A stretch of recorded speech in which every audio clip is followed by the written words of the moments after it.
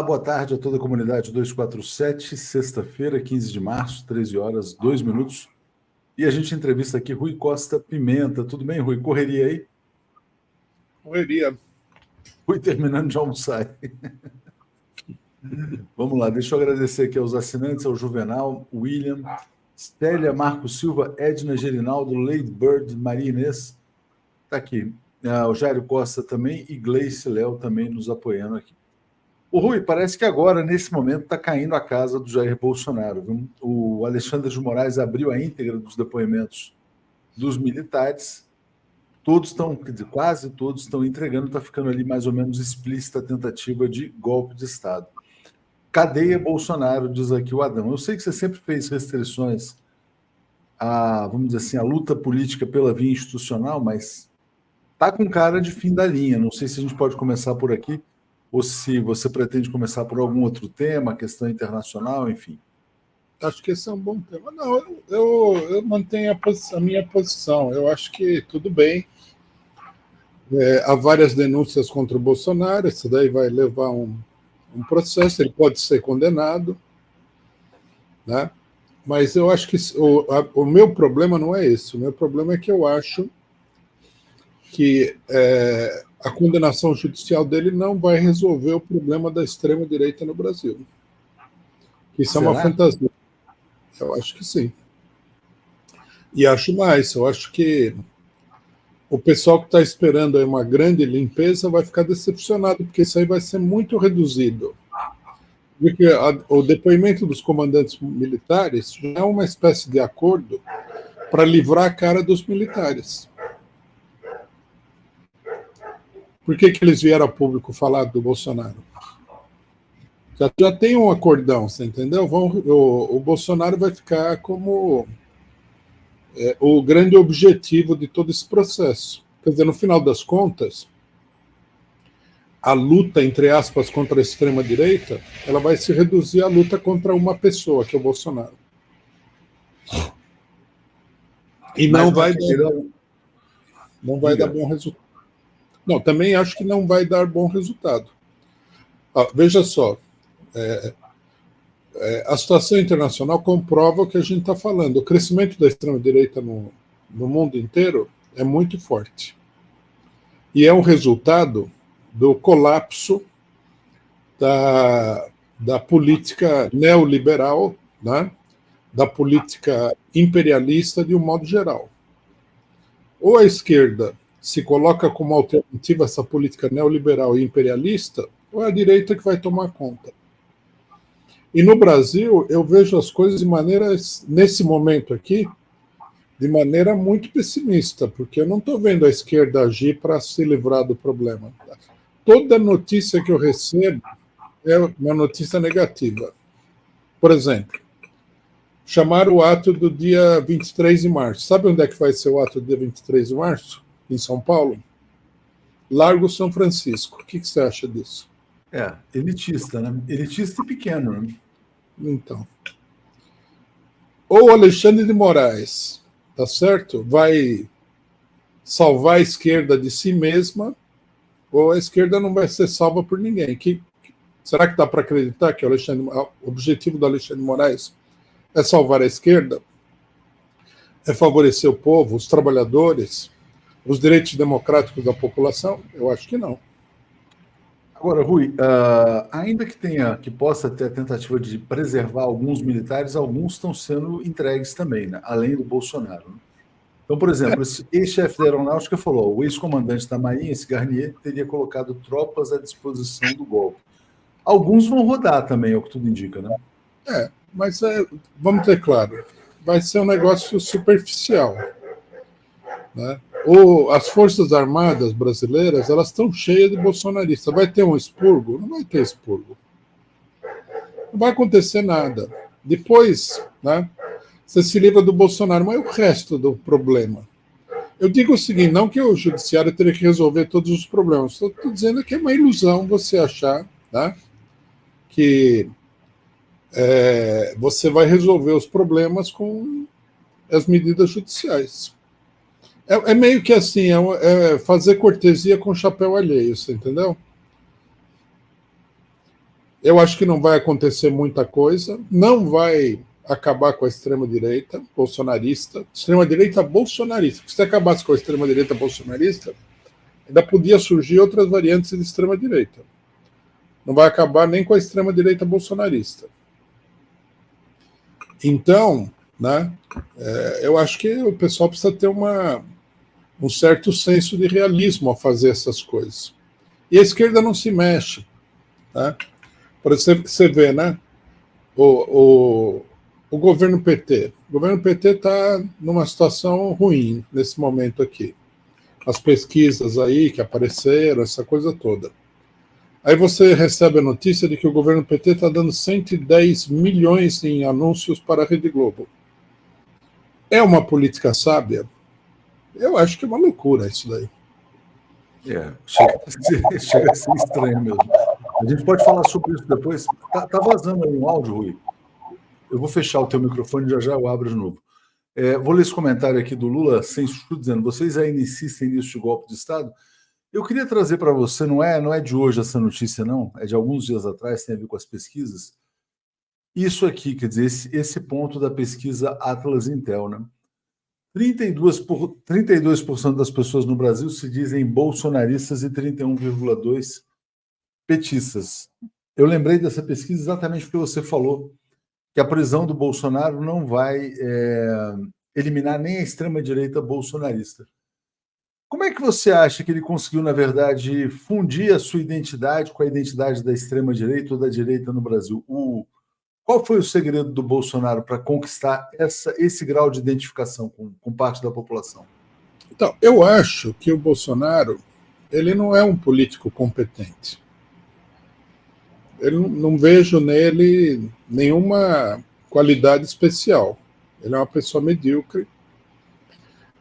A qualidade dele, que levou ele a ser popular, é o fato de que ele é uma pessoa que fala aquilo que vem na cabeça dele, o povo gosta disso.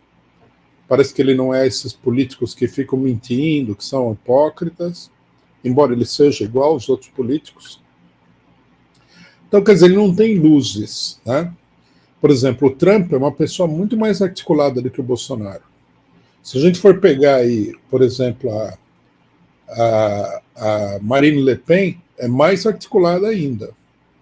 Mas o problema não é isso, não são as qualidades da extrema-direita.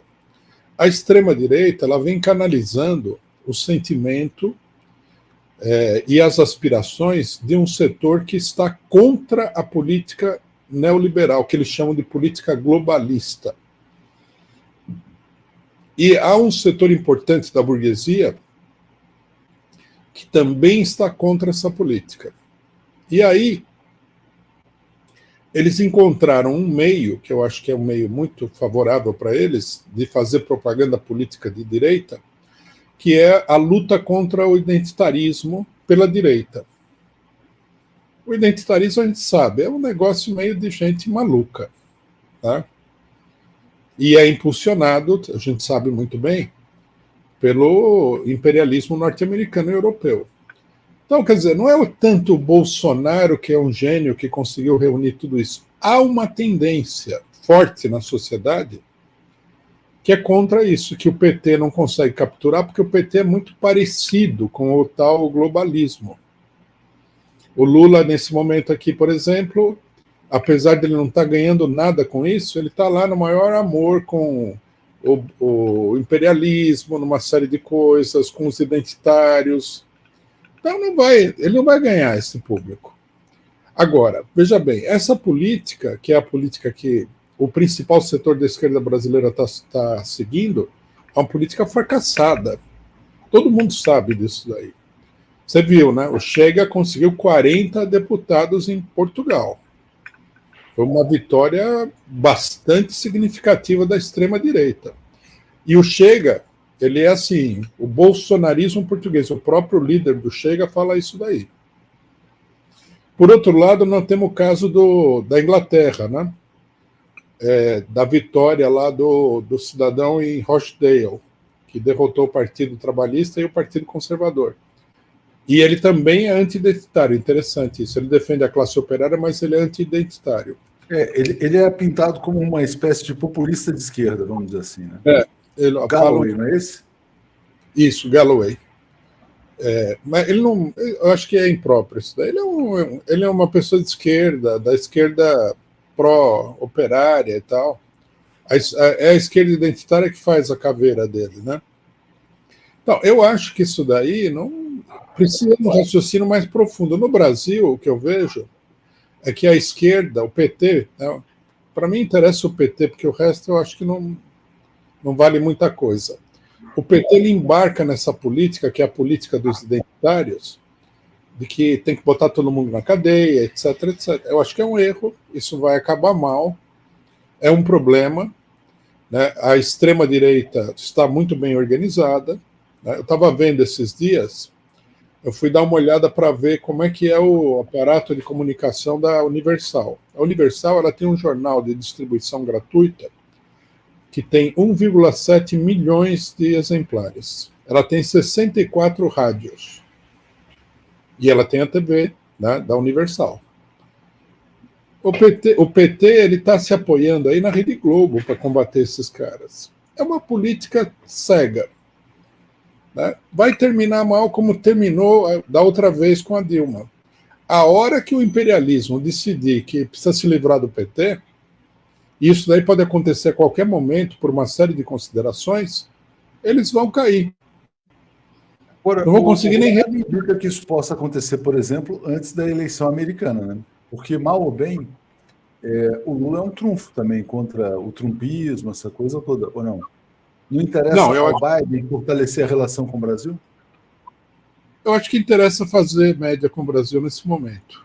Agora, eu acho também que... Eu também acho. Em 2024 não vai acontecer nada, aparentemente. Tem eleição no Brasil também, né? O pessoal vai primeiro ver o resultado da eleição. Isso aí vai redefinir o tabuleiro político no Brasil. A direita tende a ter uma vantagem muito grande nessa eleição aí, porque a política do PT está uma política maluca. Eu acho que é uma fragilidade, né? O governo PT não consegue fazer nada. Quando ele critica os acionistas, quando ele diminui, né, a roubalheira que os acionistas da Petrobras estão fazendo contra a empresa, que são uma roubalheira, né? Aí todo mundo cai de pau em cima dele, os aliados são os primeiros a bater e tal. O Lula tenta colocar o presidente da Vale, o Guido Mantega, também. Parece que é o fim do mundo e tal. Não consegue fazer nada, essa que é a verdade. A economia, o PT fala, não, a economia está indo muito bem, olha essa estatística, mas você conversa com o povo brasileiro. Ontem eu fui no supermercado, ontem à noite, comprar umas coisinhas. Não dá para comprar nada. É uma loucura isso daí. Sem falar que o supermercado estava completamente vazio também, né? O pessoal não vai comprar, né? E veja que dia 15, muita gente recebeu o salário no dia 10, né? Deveria ter gente indo no supermercado. A situação é muito ruim. Rui, não é o que mostram os indicadores, né? Vou botar aqui, por exemplo, o dado de hoje aqui, ó. Brasil cria 180 mil vagas formais de emprego em janeiro. Melhor resultado para o mês desde 2021. A gente também teve um avanço importante do varejo no mês de janeiro. Os indicadores mostram, obviamente, quer dizer, tem pressão de preços em alguns alimentos, mas os indicadores mostram uma recuperação econômica, né? Quer dizer, isso é um fato. Mas você é jornalista da área econômica, isso aí você sabe, não é grande coisa, né? Se continuar nesse passo aí, não vai. Qualquer tipo de crise que tiver, varre essas 180 mil vagas aí com a maior facilidade do mundo. Por mais que a gente, por exemplo, a gente aqui contesta também essa questão dos dividendos da Petrobras e tal, existe um cerco ao governo para que ele mantenha ali a política neoliberal. Até vou mostrar aqui uma capa, na verdade, da revista Veja dessa semana, nessa direção, mas que a economia está progredindo paulatinamente, está. Pode ser que pode não ser um resultado assim espetacular, tal, não é um espetáculo do crescimento, mas o Lula está conseguindo fazer muita coisa, né? Mesmo diante das dificuldades. Eu acho que ele tem uma política que é progressista. Né? Ele quer impulsionar o desenvolvimento econômico brasileiro. Ele quer criar emprego. Eu não tenho dúvida disso daí. Mas nós temos que, quando a gente analisa o problema, nós temos que ser realistas. Isso daí é um voo de galinha. E como todo voo de galinha na economia, amanhã acontece alguma coisa nos Estados Unidos e esse voo de galinha aí, nem esse voo de galinha vai aparecer, o negócio vai por água abaixo. Quer dizer, não é um resultado sólido, não é um resultado que você fala, não, se continuar assim, nós estamos bem. Não é. Eu não estou dizendo que seja mentira, nada, tudo bem, né?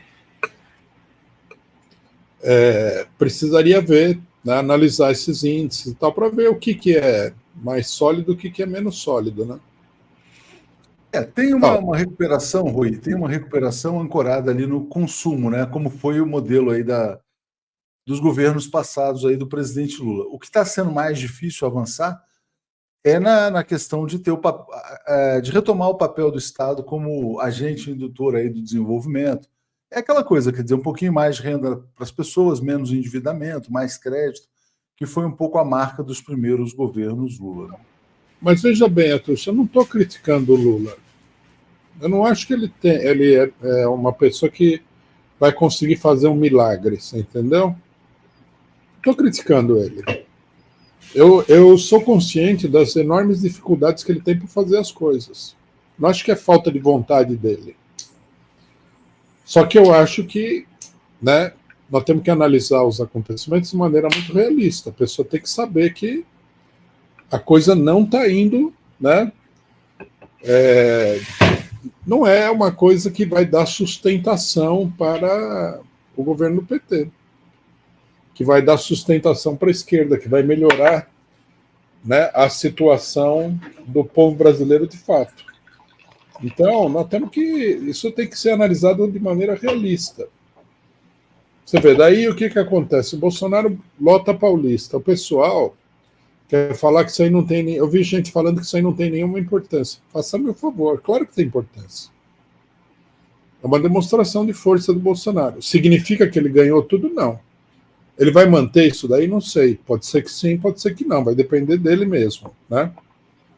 Mas eu acho que quando a gente analisa a situação política, nós temos que ver com bastante realismo todas as coordenadas. Os resultados econômicos positivos são ainda muito pequenos. Não dão indicação de que a coisa vai decolar nem nada.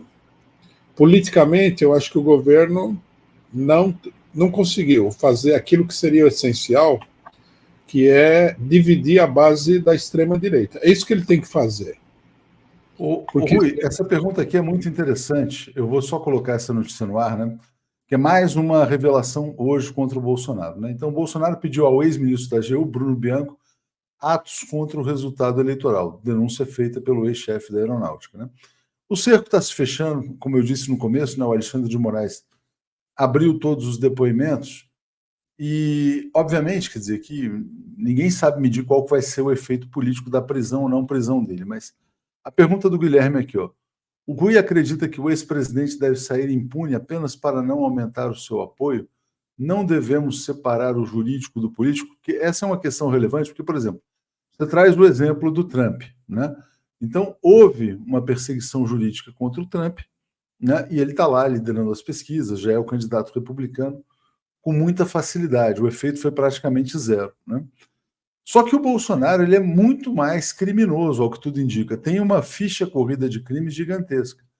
Quer dizer, faz sentido separar o jurídico do político, como diz aqui o Guilherme? Olha, eu não acho que o Bolsonaro deve sair impune. Isso daí é uma interpretação equivocada do que eu estou falando. O que eu acho é outra coisa. Eu acho que o judiciário, a gente deve exigir do judiciário que ele atue de maneira imparcial, transparente, democrática no julgamento de qualquer pessoa. O que eu acho que é um erro é a esquerda ter como palavra de ordem, que queriam colocar inclusive no ato do dia 23, a prisão do Bolsonaro. Porque essa luta não vai ser ganha. Uma coisa é o que o judiciário está fazendo, outra coisa é a orientação da esquerda. Se o Bolsonaro é culpado, que ele seja condenado. Eu não tenho problema nenhum com isso, nunca fui a favor do Bolsonaro em absolutamente nada. Nós fomos o primeiro partido a levantar a palavra de ordem de fora Bolsonaro. Eu acho que o governo dele foi ilegítimo. Agora, uma coisa, né, eu acho que aí sim, né, a gente tem que separar. Uma coisa é o que o judiciário está fazendo, outra coisa é a política de luta contra o bolsonarismo. Falar que o Bolsonaro deu golpe de Estado, que tem que ser condenado, que é descondenado, que nem o bolsonarismo falou do Lula, não vai dar resultado. Não é uma política que vai dar resultado. Então não vamos confundir. Não é que eu quero absolver o Bolsonaro. Eu não quero nada. Né? O que eu gostaria de ver é que o Bolsonaro fosse julgado de acordo com a lei, que no Brasil quase nunca acontece isso. Agora, eu acho que tem que haver um outro tipo de luta contra o bolsonarismo. Sair às ruas pedindo prisão do cara, não acho que é uma boa política. Tem que denunciar outros aspectos da política do bolsonarismo. O pessoal que esses 32%, o que vai acontecer com eles? O Silas Malafaia, ele vai falar para os seus fiéis que o Bolsonaro é o agente de Deus que está sendo perseguido. E ninguém vai convencer o pessoal com isso, entendeu? Ninguém vai convencer o pessoal com isso. Você não acha, Rui, você não acha que a cadeia, Rui, a cadeia pode produzir um efeito assim, quer dizer, não tem um pouco no imaginário das pessoas a ideia de que, por exemplo, se foi preso, fez coisa errada, né? Se foi preso, é bandido? Se fosse assim, Atucho, o Lula não seria o atual presidente da República Federativa do Brasil. Não, mas a imagem dele foi comprometida, né? Diante de uma parcela da população. Foi comprometida diante de uma parcela. Agora, você acha que os 32% do PT mudaram de opinião porque um juiz de fundo de quintal como o Sérgio Moro declarou o Lula culpado? O Lula é um grande líder político. O Sérgio Moro sei lá, vigia de estacionamento, você entendeu? Com o Bolsonaro vai acontecer a mesma coisa. O Bolsonaro é um grande líder político. E vou dizer mais. É um líder político novo que apareceu aí para expressar toda uma tendência política da direita. O pessoal vai falar que o Alexandre de Moraes é um corrupto, que já fala há muito tempo, que isso daí é toda uma perseguição, que é o PT que está perseguindo ele, porque ele quer mudar o Brasil e que ele é um candidato poderoso, não querem que ele participe das eleições. Isso aí é política. O fato do cara ir preso... E também eu vou dizer uma coisa, ele vai preso hoje, vamos supor. Ano que vem o Alexandre de Moraes bota o Bolsonaro na cadeia. Ninguém sabe o que vai acontecer no ano seguinte. Se o pessoal do Bolsonaro vai tirar ele da cadeia também. Quem que garante? Ninguém garante, é ou não é? O Lula foi condenado a 8 anos de prisão, saiu em 1 ano e pouco. O Brasil é assim que funciona, é tudo política. Então, a gente tem que pensar. A extrema-direita ela tem avançado muito no mundo. Está para ganhar as eleições nos Estados Unidos. O pessoal achava assim que o Trump deu uma lavada na eleição primária norte-americana, que a eleição nem terminou, ele já ganhou. É uma coisa de louco.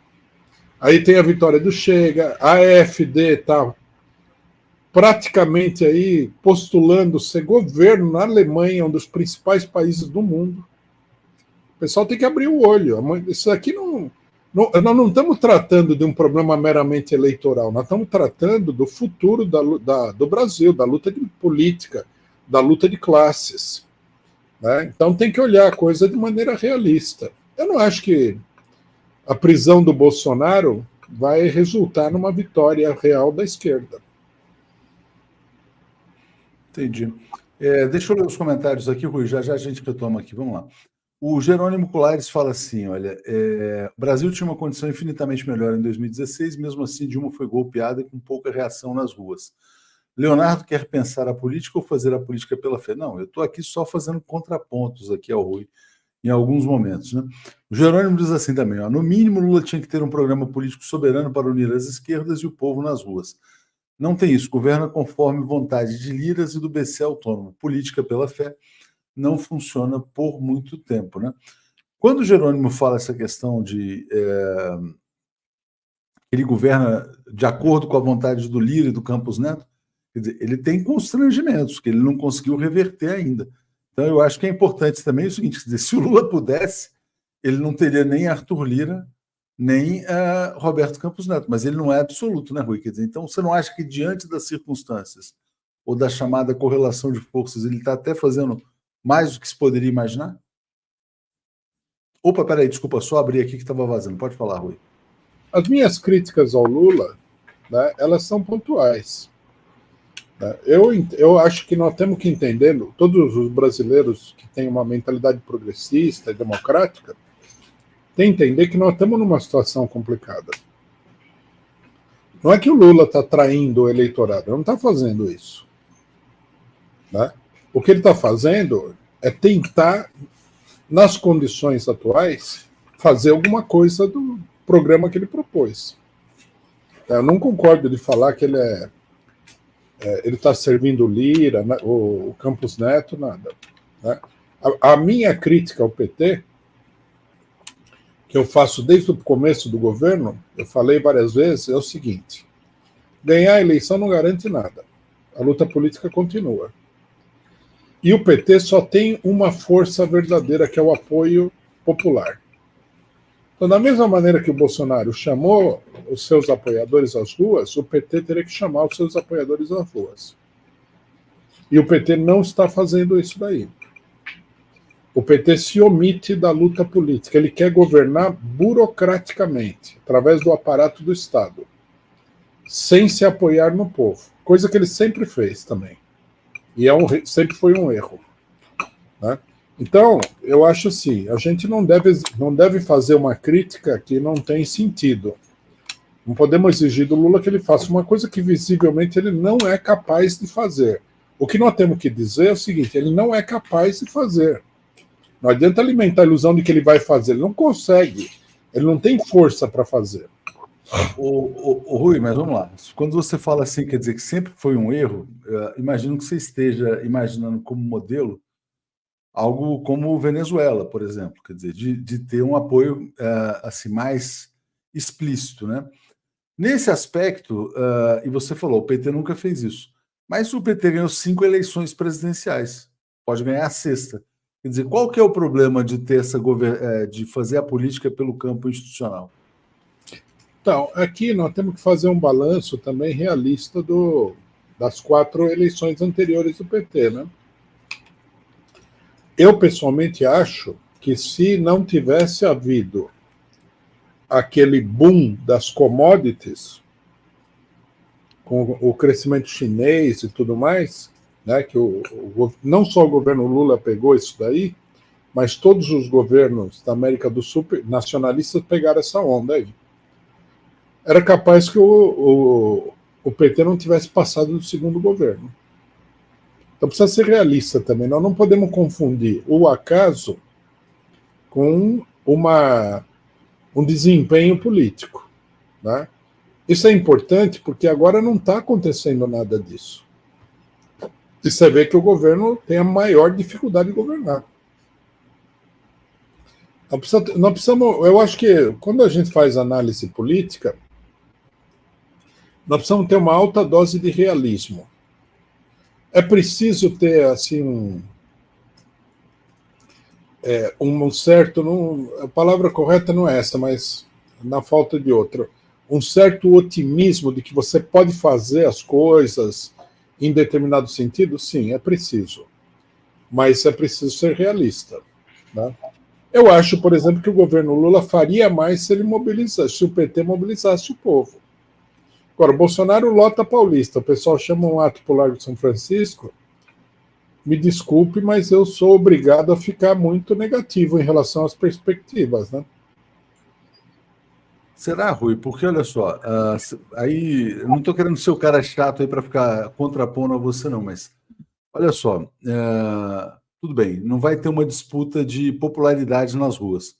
Mas a situação jurídica do Bolsonaro está completamente liquidada. As pessoas estão tratando nas redes, e eu digo pessoas assim, jornalistas especializados tal, na política, como a pá de cal, né? Ele não vai escapar, ele vai ser preso, né? Ele vai perder os seus direitos políticos. Ele não volta. Quer dizer, pode ser que ele consiga indicar alguém, mas tem outras coisas que podem acontecer. Tem a investigação do caso Marielle Franco, que ninguém sabe se isso vai apontar para alguém da família dele. Eu acho que o tiroteio vai ser muito intenso. Tem notícia hoje também que o Paulo Gonet vai reabrir investigação sobre a questão da Covid. Não acho, as pessoas estão até brincando, é uma questão de fé. Não é uma questão de fé, é olhar o que está acontecendo. Né? Eu acho que a situação do Bolsonaro é muito pior do que a do Trump, incomparavelmente pior, ou de outras figuras da extrema-direita. Né? Então, eu acho que há um consenso, vamos dizer assim, fração dominante da burguesia brasileira de que ele precisa ser eliminado do jogo. Você acredita mesmo que ele não vai voltar? Não existe essa possibilidade? Não, eu acredito que existe a possibilidade, mas é muito remota. Não. Por que seria remota? Basta uma curva no caminho aqui e pronto. Mas depois de tudo isso, depois do cara ser acusado de golpe de Estado, disso, daquilo, de não sei o quê, e tantos depoimentos, chegar até esse ponto, não, agora era só brincadeira. Eu acho que... Você viu a campanha contra o PT. A gente tem que ter memória quando a gente faz... Mas aí, se a gente parar para pensar na campanha contra o PT, desculpa, o Lula foi resgatado até porque o Bolsonaro se tornou disfuncional para a burguesia. O Bolsonaro virou um problema. E o Lula foi resgatado porque ele derrotaria essa figura. Qual é o sentido de agora trazer essa figura de volta? Só porque o Lula não está sendo neoliberal, como eles gostariam? Veja só. Campanha contra o Lula e o PT foi, por baixo, 50 vezes maior do que a campanha contra o Bolsonaro, na imprensa. Então, mas qual que era o objetivo? O objetivo era eleger o Aécio Neves, era eleger o PSDB, não era eleger um Bolsonaro. Quando se elege um Bolsonaro, vamos dizer assim, a situação sai do controle para a burguesia brasileira. E aí, aí eles tentam fazer uma frente ampla liderada pelo PSDB, que foi o movimento da Folha de São Paulo. O Lula não embarcou nessa frente ampla tucana. Os tucanos tiveram que se submeter ao PT, vamos dizer assim, essa vamos dizer assim, centro-direita brasileira. E agora eles têm o Lula, vamos dizer assim. Então eu vejo dessa maneira, não sei se... Mas se o Lula voltou depois daquela tonelada de lama que jogaram em cima dele, o Bolsonaro igualmente pode voltar. A política brasileira é assim. Eu participei da campanha do Fora Collor. Collor não era nenhum líder popular. Ele era um bebê de proveta da Rede Globo, tá certo? A campanha foi demolidora contra ele. Depois reabilitaram o cara. Isso é o Brasil. O Brasil funciona assim. A política brasileira é um grande acordo de compadre. Né? Tem que tomar muito cuidado, porque se a onda da extrema-direita crescer muito, né, e se os trabalhadores começarem a ameaçar, se as coisas estão acontecendo no terreno internacional, se desenvolverem como parece que elas estão se desenvolvendo, a burguesia vai precisar da extrema-direita. E ela vai chamar a extrema-direita. Nós não podemos ignorar isso daí. Você vê que a situação está ficando cada vez mais crítica. Ou você não acha que a burguesia ainda está tentando, vamos dizer assim, converter o Lula ao neoliberalismo? Sim, ela está tentando, num certo sentido, ela não está convertendo ele, mas está emparedando ele numa política neoliberal. Ela tem sido bem sucedida aí. Não acho que isso daí vai garantir o futuro da esquerda brasileira. Para a burguesia, os políticos, eles são assim como é que se diz? São figuras que você pode jogar no lixo e arrumar outra. É dispensável. Né? Então, em primeiro lugar, não vamos ter ilusão com esse negócio aí, não. A burguesia não tem amor a ninguém. Ela tem amor ao seu dinheiro, aos seus interesses econômicos. Se a situação ficar muito feia, eles vão chamar a extrema-direita de volta. A gente tem que pensar nisso daí. Por isso, é importante ver como é que nós travamos a luta contra a extrema-direita. Vê o caso da Palestina, por exemplo. Né? Bom, Ucrânia, derrota total. É uma coisa, dá até pena do imperialismo na Ucrânia. Na Palestina, nós estamos indo para o 6º mês de guerra e os caras não conseguiram nada contra a resistência armada palestina. A situação em Israel está se decompondo totalmente. Se isso continuar, nós vamos ter uma situação cada vez mais revolucionária no mundo, e se a situação começar a ficar muito dura, a burguesia vai chamar a extrema-direita para reprimir esses movimentos revolucionários. Rui, só um parêntese aqui sobre a Ucrânia, porque isso aqui também eu acho muito intrigante. O Igor está dizendo, se o Macron pode declarar guerra à Rússia, tudo é possível. A que você atribui esse movimento do Macron tão translocado, né? Quer dizer, de atacar a Rússia, falar em ameaça existencial? O que deu no Macron? Não, eu acho que o imperialismo pensa isso, né? O Macron está sendo porta-voz da ala dura, digamos assim, né? Contra a Rússia. Mas não acho que eles têm condição de fazer nada de extraordinário contra o Putin, não. Eu acho que é mais o cachorro latindo de trás do portão, você entendeu? É interessante, Rui, esse comentário aqui do Carlos Santos. Ele fala assim, ó, a esperança vã do Atucha é a burguesia, francamente. Não é que eu tenha esperanças na burguesia, mas assim, da mesma maneira em que a burguesia tenta converter o Lula a um projeto neoliberal, o Lula tenta driblar a burguesia ao mesmo tempo, e vai ficando.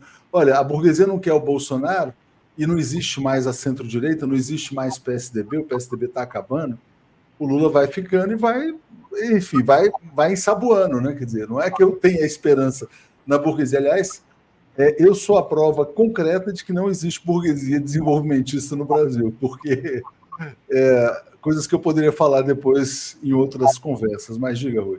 Não, eu também não acho que a sua esperança é a burguesia. O que eu acho que a crítica que eu faria às suas colocações é que você procura se apoiar numa determinada configuração política que é muito instável, né? Por falta de ação da esquerda. A esquerda não atua. Eu tento, na verdade, Rui, não é nem me apoiar, é tentar ver quais são os movimentos do governo Lula para tentar traduzir. Para falar, o Lula está agindo dessa maneira, por que ele não está se apoiando no povo, como você fala? Né? Será que existe esse povo disposto a sair às ruas nesse momento? Bom, essa é uma questão. Será que ele não está apostando exatamente, vamos dizer assim, no isolamento da extrema-direita e na ausência de uma direita tradicional para se impor como a força de consenso na sociedade brasileira nesse momento? Será que ele não está olhando para o cenário internacional e vendo o seguinte, quer dizer, olha, nesse momento em que a extrema-direita cresce no mundo inteiro, ele se colocar como um sinal de um modelo diferente de sociedade? Será que não é assim que eles estão agindo? Quer dizer, o Brasil é uma luz, um farol para o mundo. Será que não é o que eles estão pensando? Não, eu acho que é exatamente isso que o Lula está fazendo. E ele é um malabarista da política, e ele está fazendo muito malabarismo, porque a situação é complicada. Eu acho que tudo é assim, só que eu acho que isso tudo não vai resolver a parada. O bolsonarismo ele tem força real. E como a gente vê, o bolsonarismo é um movimento de massas, porque se você tem 31% da população fechada com você, isso é muita gente. É muito grande isso daí. O que é 30%? 60 e quase... são 200 milhões, né? É quase 70 milhões de pessoas. Tirando as crianças aí, tá, vamos imaginar que sejam 50 milhões, mas já é muita gente, né? Quer dizer, é muita gente, é muito forte. Isso não pode ser subestimado, e eu acho também o seguinte, tudo bem você explorar, né, a debilidade da direita tradicional para tentar isolar o bolsonarismo, Não vejo problema nessa política, mas isso é uma política que é uma política subsidiária, não é uma política central. Você teria que ter outra política para ir junto com essa. Pô, se eu estivesse no governo, usaria também, né, exploraria a, a indisposição, né, da direita tradicional com Bolsonaro, do imperialismo nesse momento com Bolsonaro, mas sabendo que isso é uma coisa transitória, que isso aí não vai ficar assim para sempre. Então você precisaria ter uma base de apoio que fosse realmente sua. O PT tem 32%, só que qual é a diferença dos 31% do Bolsonaro e 32% do PT? É que os 31% do Bolsonaro estão muito bem organizados. Os 32% do PT é uma massa dispersa de gente. Que o PT não mobiliza absolutamente ninguém. Aí, só já falaram que você é um bolchevique. Gostei, eu vou ler aqui. Agora, tem uma pergunta aqui do Dominique também dizendo o seguinte: Léo e Rui, vocês acham que a tendência é a direita tentar implantar a buquelização do sistema de segurança nos estados brasileiros, sem presos? Você não acha que a direita agora, com o Bolsonaro, sem Bolsonaro, está vindo numa linha de repressão máxima com essa questão das drogas, tudo que está acontecendo? Eu acho que sim. Acho que a repressão é uma arma que a direita tem, né? Explorar o medo da classe média conservadora, né? Aqueles mitos nacionais, né? Os bandidos perigosíssimos. Bom, o que o Tarcísio está fazendo aqui no estado de São Paulo é um banho de sangue, né? É uma coisa... Todo dia mata 3 ou 4 pessoas, aí o jornal dá a notícia. Isso é uma força da extrema-direita, esse tipo de política. E o PT não tem política nenhuma diante disso. Ele vai a reboque do bolsonarismo, que é muito perigoso. E são essas coisas que eu vejo como uma fraqueza difícil de você, como é que se diz? Superar por outras vias, entendeu? A mesma coisa no negócio da Palestina. O PT não conseguiu, no caso da Palestina, nada. Os bolsonaristas, eles agruparam, consolidaram suas forças. Era um bom momento para dividir a base evangélica. Porque essa base evangélica, o pessoal fala evangélicos, né? Mas evangélicos é uma, como é que se diz? É uma colcha de retalhos. Você tem inúmeras igrejas, né? Um dos fundadores da República Norte-Americana uma vez falou o seguinte, que os evangélicos eram tão ruins quanto os católicos, ele considerava.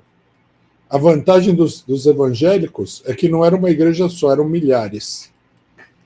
E os católicos eram uma igreja só, então era pior. Então nós temos que entender isso daí. Nos evangélicos, tem evangélico que é progressista.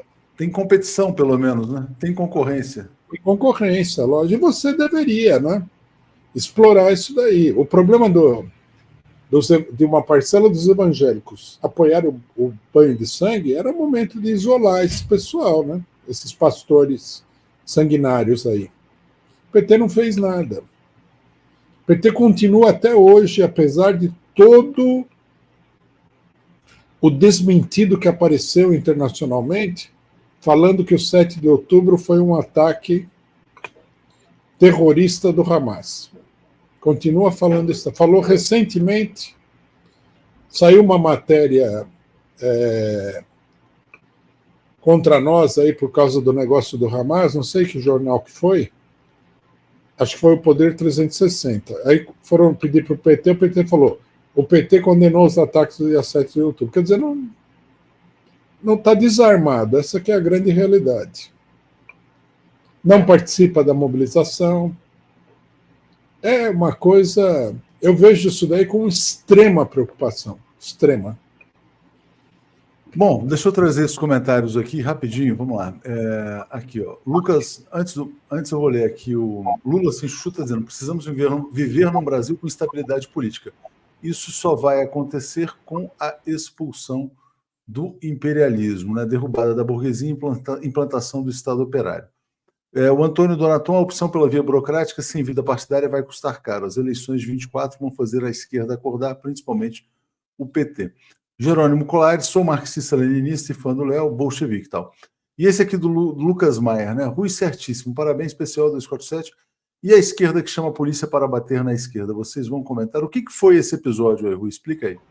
Olha, nós fomos no ato de 8 de março, que é uma coisa que acontece desde tempos imemoriais aqui no Brasil, né? Chegamos lá, as companheiras nossas foram se inscrever para falar e falaram que o pessoal não ia falar de jeito nenhum. Aí nós falamos, como assim? Né? É uma coisa antidemocrática. Deram uma desculpa esfarrapada lá, e aí a gente falou, não, nós reivindicamos nosso direito de falar, um ato democrático, todo mundo tem que falar. Todo mundo que participa do ato tem que falar. Aí a pessoa chegou e falou, vocês não vão falar de jeito nenhum, se quiser tira notinha de protesto, de repúdio, falaram. Aí as companheiras começaram a falar, não a censura, abaixo a censura, o pessoal quer falar, etc. e tal. Né? Logo debaixo do carro de som. Daí tentaram nos afastar do carro de som, teve um empurra-empurra lá, né? Nada de grave, mas não conseguiram nos afastar do carro de som. E então, né, algum setor aí da organização chamou a polícia para nos afastar para nos isolar do ato. O que eu acho que é uma coisa que não tem, é meio sem precedente. Pode ter acontecido alguma vez isso daí, mas que um setor de esquerda chame a polícia para reprimir outro setor dentro do ato público, eu sinceramente não me lembro de ter visto isso daí. Aí nós denunciamos, isso daí é uma barbaridade. Né? É uma barbaridade. E aí o que aconteceu? Tiraram uma nota com uma avalanche de assinaturas, que é uma fraude. Né? Assinatura que estava lá, uma das primeiras assinaturas, a POS. Nós estamos na direção da POS, fomos lá e falamos, como assim a POS assinou o negócio contra o PCO? Aí o pessoal da direção da POS, da qual nós participamos, falou, não, ninguém apareceu para reivindicar a assinatura lá. E o pessoal falou, não, aqui, ó, se não é aprovado aqui pela direção, não vale. Quer dizer, aí começa esse negócio, né? É uma briga da esquerda identitária, PSOL, PCdoB, UP, PSTU, contra nós. Né? Que, na minha opinião, se acirrou muito com o negócio da Palestina. Né? E a nossa defesa da resistência armada na Palestina. E depois que a gente viajou para o Catar, isso daí assumiu assim uma dimensão meio delirante, como a gente vê nesse caso aqui. Né? Eu sou obrigado a dizer, a maioria dessas organizações está cheia de sionistas. Então eu acho que o clima contra o PCO é forte aí. Os sionistas, propriamente dito, eles preferiram não comentar o negócio do Hamas. Não sei se você percebeu que a grande imprensa deu muito pouco destaque. Eles adotaram a política de deixar o negócio morrer de inanição, que não vai acontecer, mas é a política deles. Então o ataque vem de lugares inesperados, como, por exemplo, setores de esquerda. O Carlos está dizendo assim, ó, o PT está sentado esperando a aliança bolso-sionista-ungueira depô-lo. Eu concordo com o estar sentado, mas eu acho que é o seguinte, eles estão esperando o apodrecimento do bolsonarismo, do sionismo e talvez até do próprio onguismo aí, de certa maneira. Mas, Rui, chegou uma declaração do Lula aqui que eu acho que você vai gostar muito. Eu nunca vi o Lula falando isso, é a primeira vez que ele faz essa declaração. E eu já antecipo que eu acho que você vai concordar 100%. Ele disse isso agora há pouco no Rio Grande do Sul. Esquerda criticava o sistema, mas hoje quem faz isso é a extrema-direita. Ele fez essa constatação, vou trazer a frase dele aqui, ó. Ele fala assim, a esquerda criticava o sistema, mas passou a fazer parte do sistema. Hoje quem critica o sistema é a extrema-direita, como fazem Milei e Bolsonaro. Eu acho que isso aqui está na essência da nossa conversa de hoje. Diga, Rui. Exatamente. Você vê que o Lula ele é uma pessoa politicamente lúcida, né? Exatamente. Mas ele não critica o sistema, né? Então, mas aí é que tá, né? Ele, num certo sentido, ele está mandando uma mensagem para a esquerda, que isso daí é uma deficiência. Ele está mandando essa mensagem. Ele está fazendo uma constatação, que é uma constatação importante. Só que eu acho que ele não tem como solucionar esse problema com a política dele, né? Porque a política dele é uma aliança com o sistema, vamos dizer assim, né?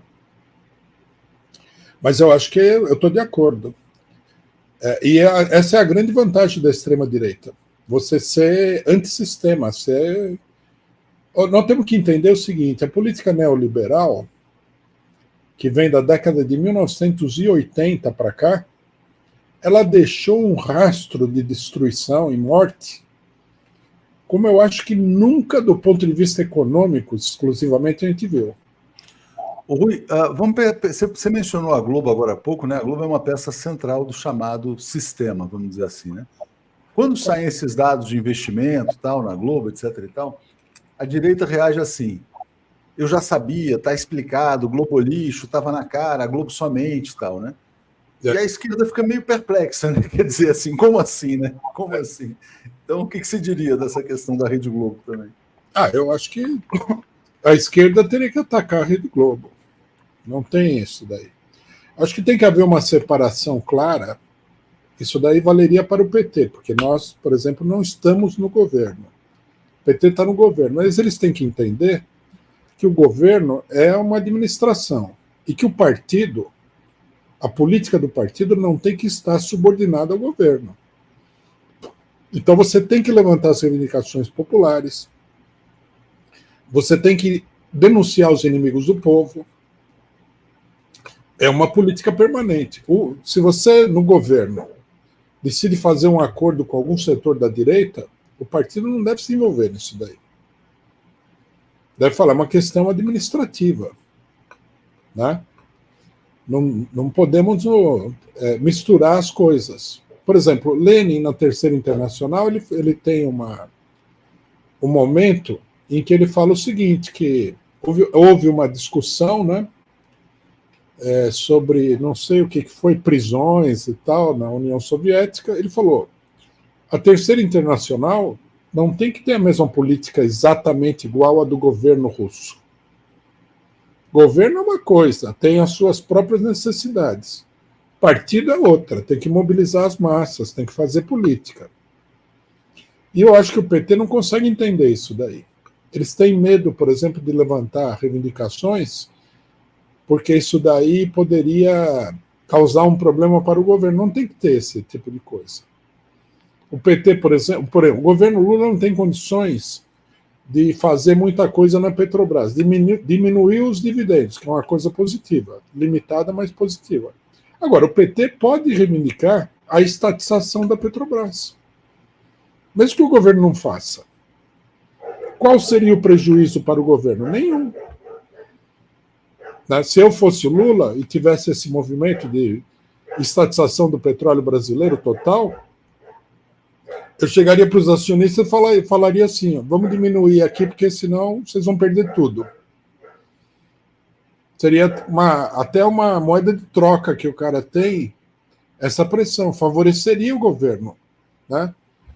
A pressão contra o Banco Central, a mesma coisa, pressionar o Congresso Nacional também seria útil. E eu acho assim, esquerda antissistema no Brasil, eu acho que sobrou o PCO, porque o resto, o pessoal apoia o STF, apoia a repressão policial, nós não apoiamos nada disso. Nós somos antissistema. Quase apoia o Netanyahu, né, Rui? Hã? Quase apoia o Netanyahu também. Né? Quase apoia o Netanyahu. O PCO não, o PCO é antissistema, totalmente. Nós, por exemplo, não adianta vir com a história de que você viu o negócio do Alan dos Santos, né?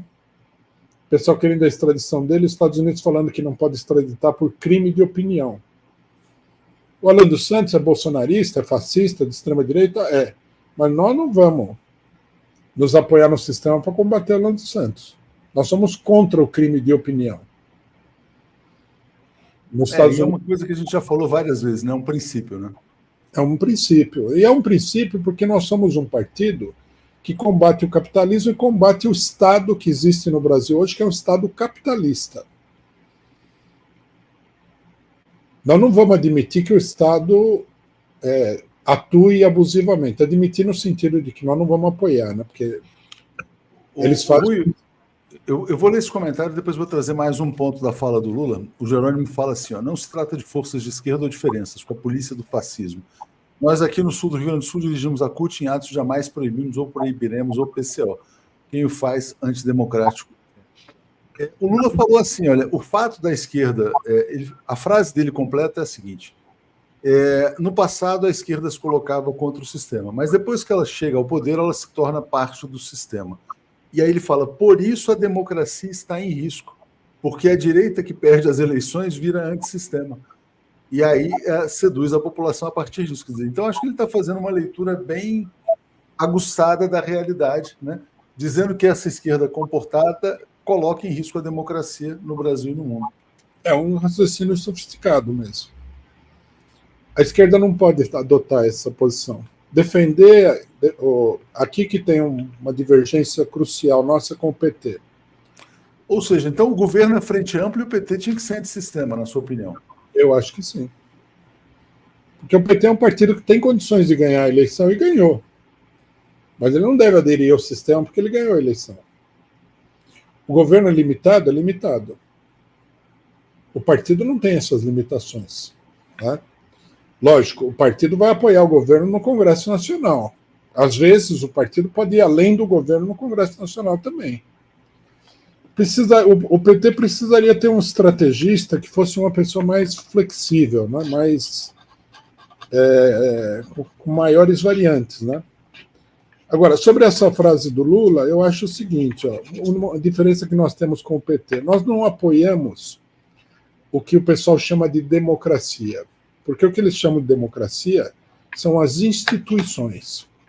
As instituições do regime supostamente democrático não são democráticas. O que nós defendemos são os direitos democráticos do povo, que não é instituição. Então, por exemplo, o direito de você falar o que você quer, o direito de se manifestar, o direito de se organizar politicamente, se organizar sindicalmente, sem restrição do Estado, o direito de fazer as coisas sem ser reprimido. Então, esses direitos nós defendemos. Agora, as instituições, que é o que o pessoal chama de democracia, o STF, por exemplo, nós não defendemos essa estrutura política, não. Tá claro. Júlio Silva está dizendo assim, ó, a extrema-direita quer acabar com qualquer regra, veja Bozo, Milei, acabando com as regras democráticas. Hoje é necessário lutar pela democracia tal, pois não existe sem regras, todo sistema tem regra. E aí entra nisso que você falou, quer dizer, na verdade, as instituições, na verdade, elas conformam essas regras, né, de alguma maneira, ainda que sejam regras opressivas, vamos dizer assim. Né? Exatamente. A extrema-direita, o que ela faz é uma espécie de travestismo político. Porque ela fala que ela é contra o sistema, mas na verdade é mentira isso daí. Ela está explorando o sentimento antissistema das massas, do povo, para objetivos que são a favor do sistema. Porque veja quando a atitude da extrema-direita contra o PCO. Eles querem abrir processo contra nós porque nós apoiamos aí o Hamas. Isso é ser antissistema? Não. É um travestismo político. Eles estão travestidos de antissistema. Exatamente. Então, na verdade, eles são até identitários, de alguma maneira. Né? Eles são É isso. Você quer fechar com algum recado aí, antes da gente encerrar aqui?